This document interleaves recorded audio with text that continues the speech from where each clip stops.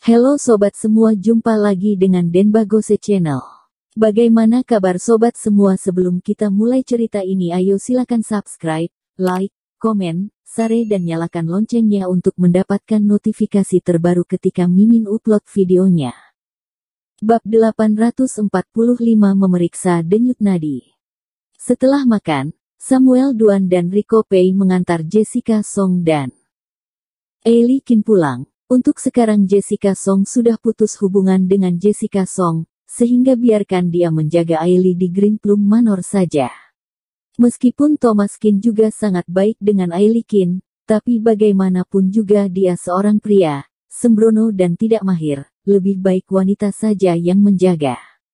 Thomas Qin naik ke mobil Monica Lei, keduanya duduk di kursi bagian belakang. Tiba-tiba Monica Lei berkata, "Di mobil juga tidak ada buat apa-apa, bagaimana kalau Tuan Qin bantu melihat apakah diriku ada gejala tidak sehat?" Kemampuan inti yang paling hebat dari seorang tabib adalah periksa denyut nadi. Denyut nadi dari dua pergelangan tangan sudah bisa menunjukkan kesehatan seseorang, tidak perlu mesin perlengkapan apapun, bisa didiagnosa di mana dan kapan saja. Baik.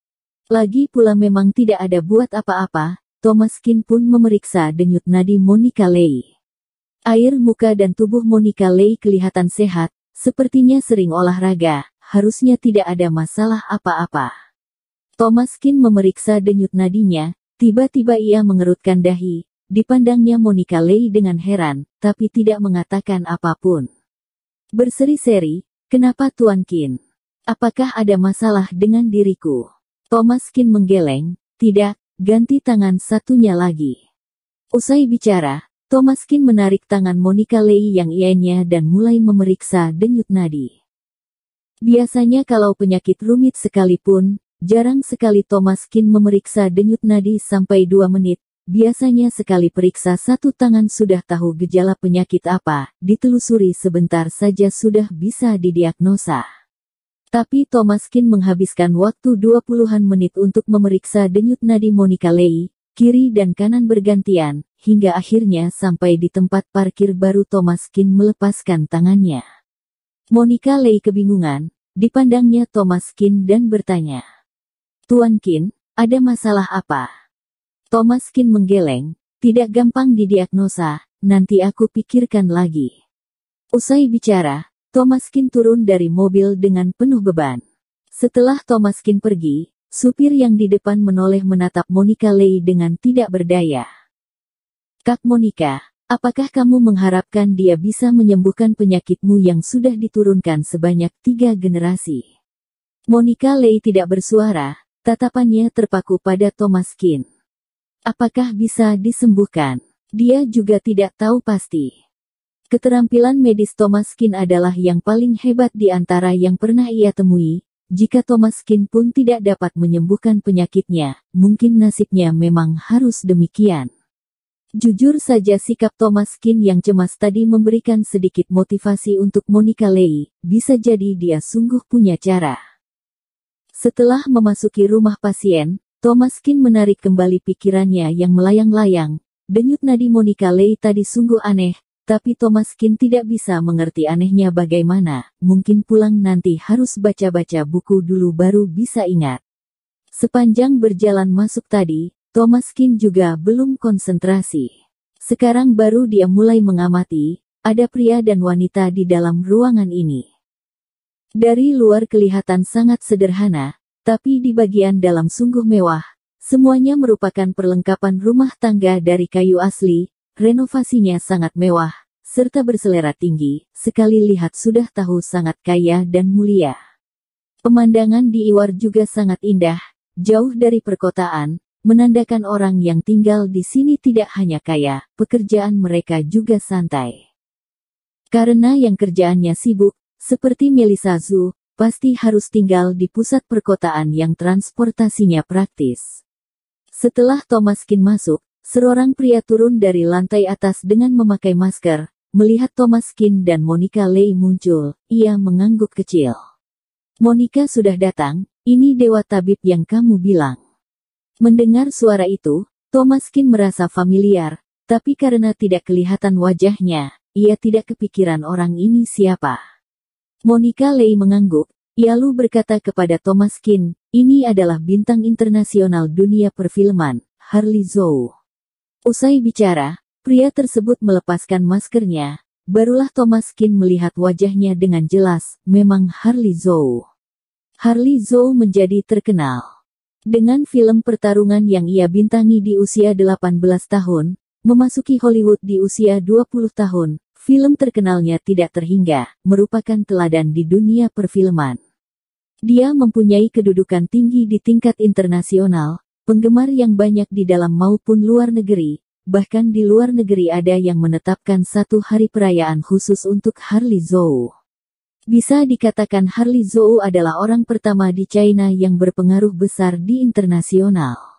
Di satu China ini, tidak ada orang kedua yang lebih berpengaruh besar dibanding dia lagi.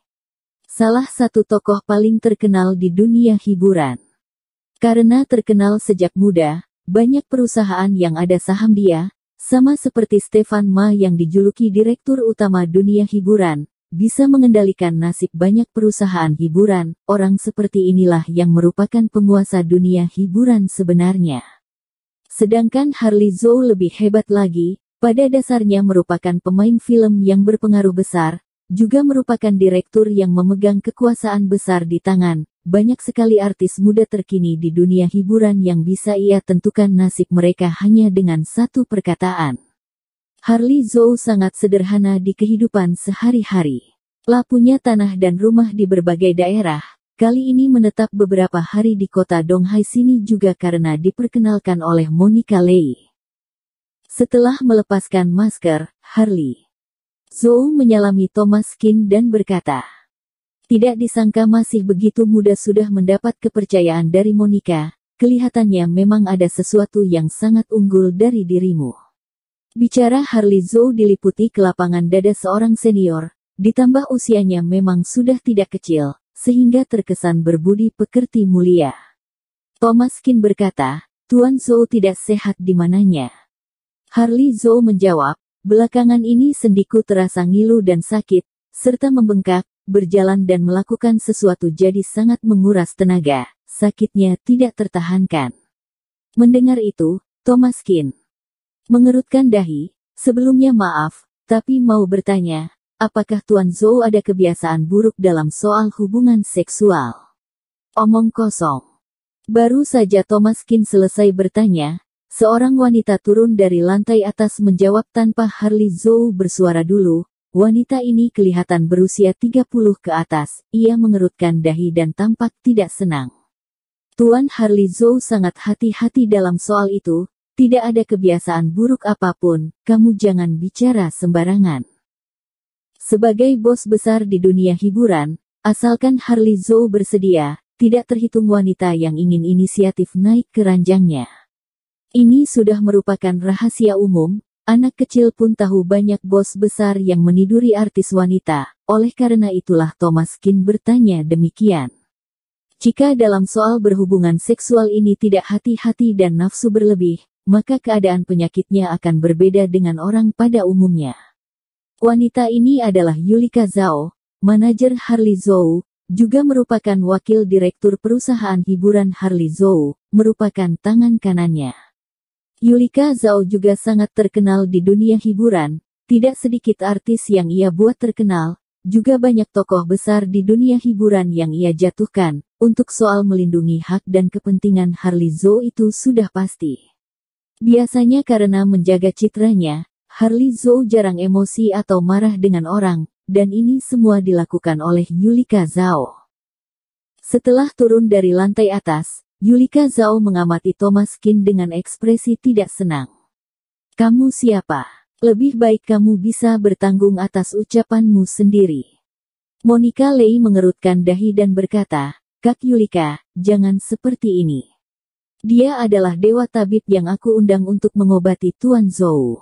Yulika Zhao melihat Monica Lei sekilas dengan agak segan, bagaimanapun juga Monica Lei adalah tokoh besar di kota X, apalagi sekarang mereka berada di teritorialnya. Tuan Harley Zhou hanya sengal persendian saja, aku sudah mendatangkan dewa tabib untuk mengobati dia, Tuan Tian, silakan Anda turun.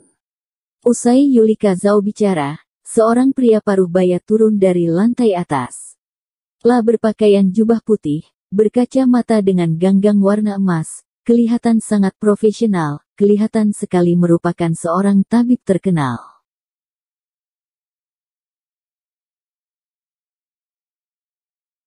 Bersambung. Terima kasih kepada kalian yang telah menonton video ini. Jangan lupa tekan tombol subscribe-nya dan nyalakan notifikasinya untuk mendapatkan video-video seru lainnya dari channel Denbagose.